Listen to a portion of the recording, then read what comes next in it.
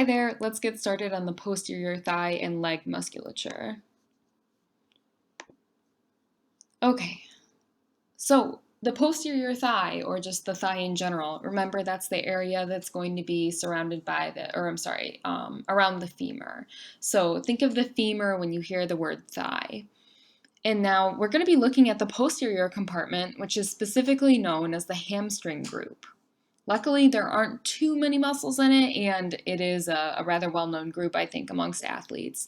So in general, remember our generalities are really nice. Just keep in mind as you're looking at specific compartments.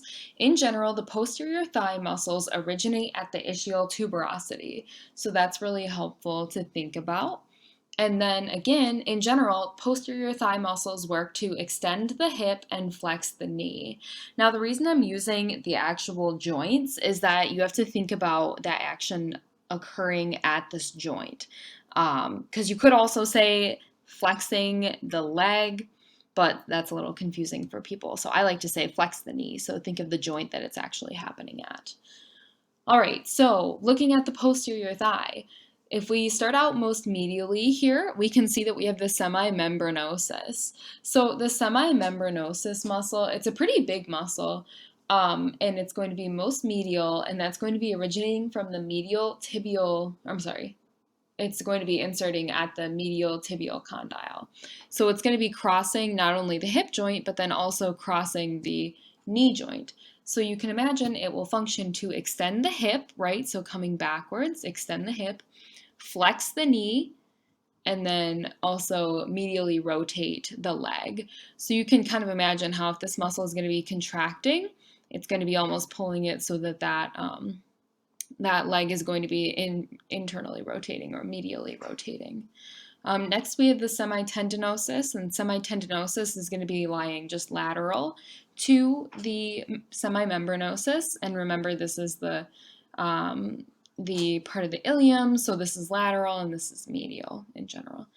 So semitendinosus is going to be inserting on the medial tibia, so it's going to be coming right on down here, medial tibia.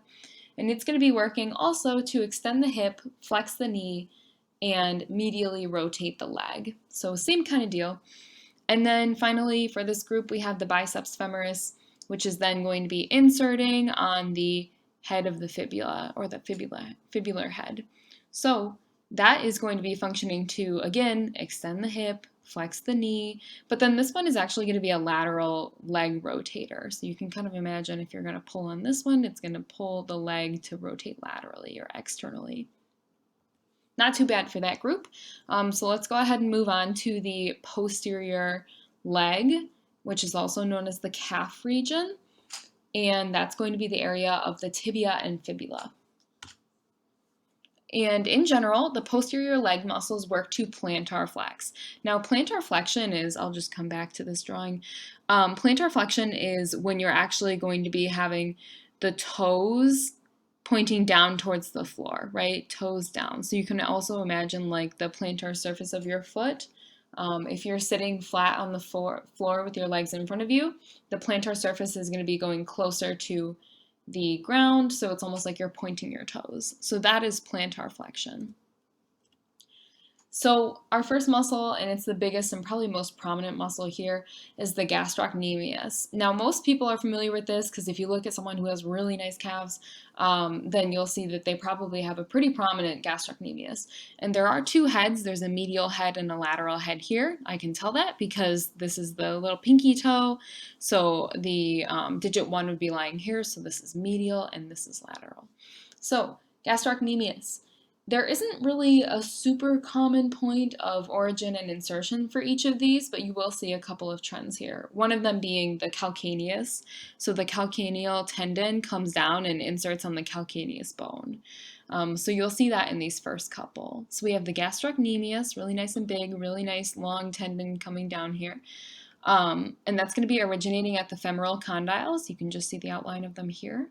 And then inserting at the calcaneus. So that's going to work to flex the knee, right, because it's crossing that joint, and then also to plantar flex, which again, if you can imagine pulling your heel up here, that's going to pull your toes downwards. So that's going to give you plantar flexion.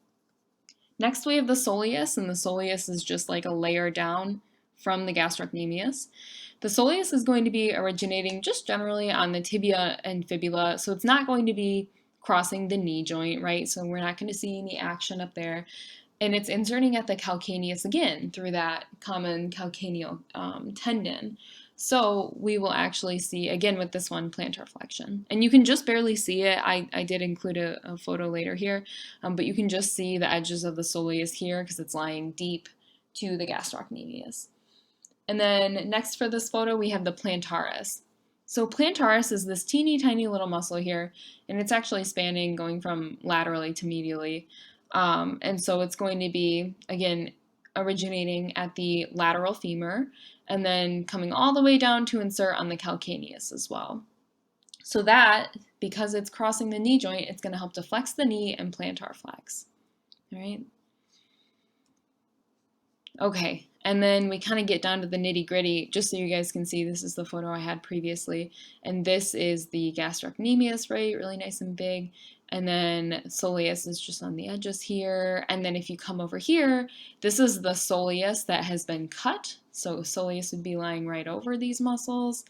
And that's the gastroc origin and then plantaris origin right there. So moving on to our last couple of muscles here, I like to group these together because there are fun little mnemonics for them. Everybody has a different one, but it'll help you to remember the order in which the tendons fall on the medial ankle region or the medial tarsal region.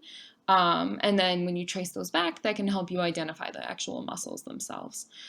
So starting out here, we have the tibialis posterior.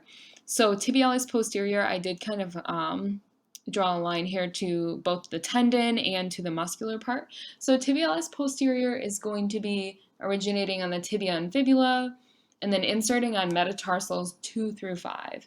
So it's going to come all the way down here to metatarsals 2 through 5. And that's going to work to plantar flex and invert the foot. So inversion is something that is when the kind of the sole of the foot here, the plantar surface of the foot, actually rotates to be medially. So that's inversion of the foot.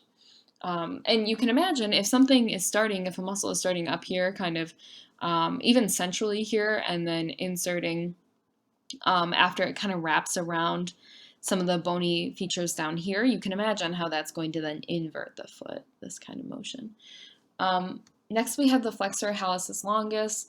Flexor hallucis longus, I just covered it up, is going to be originating on the lateral fibula, so it's actually coming from the lateral side and then inserting at the distal phalanx of digit 1, so the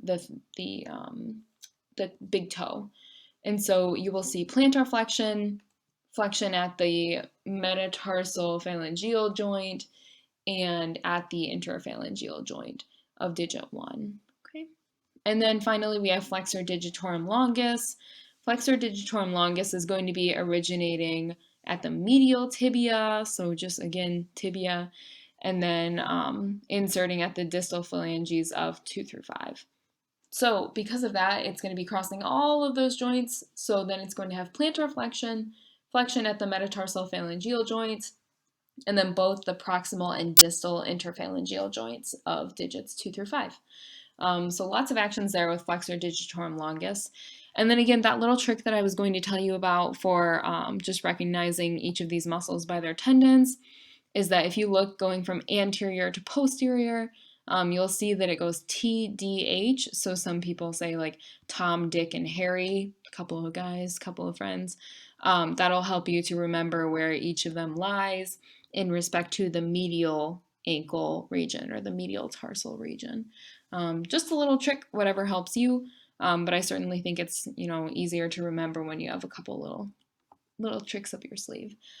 So that's all for today. Thank you for watching, and please contact me via email for my virtual office hours. I'd be happy to meet with any of you and kind of discuss any of the anatomical